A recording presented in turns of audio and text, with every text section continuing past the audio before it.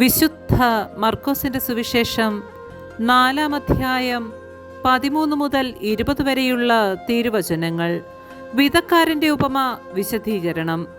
അവൻ അവരോട് ചോദിച്ചു, ഈ ഉപമ നിങ്ങൾക്ക് മനസ്സിലാകുന്നില്ലേ? അങ്ങനെയെങ്കിൽ ഉപമകളെല്ലാം നിങ്ങൾ എങ്ങനെ മനസ്സിലാക്കും? വിതക്കാരൻ വചനം വിതയ്ക്കുന്നു. ചിലർ വചനം ശ്രവിക്കുമ്പോൾ തന്നെ സാത്താൻ വന്ന് അവരിൽ വിതയ്ക്കപ്പെട്ട വചനം നീക്കം ചെയ്യുന്നു. ഇവരാണ് വഴിയരികിൽ വിതയ്ക്കപ്പെട്ട വിത്ത്.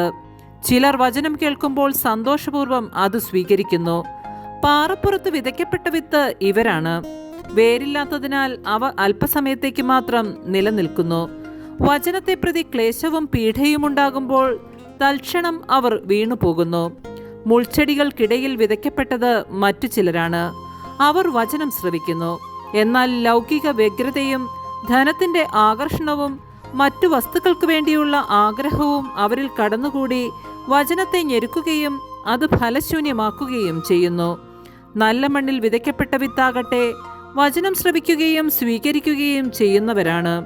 അവർ 30 മേനിയും 60 മേനിയും 100 മേനിയും ഫലം പുറപ്പെടുവിക്കുന്നു. നമ്മുടെ കർത്താവായ മിശിഹായ്ക്ക് സ്തുതി.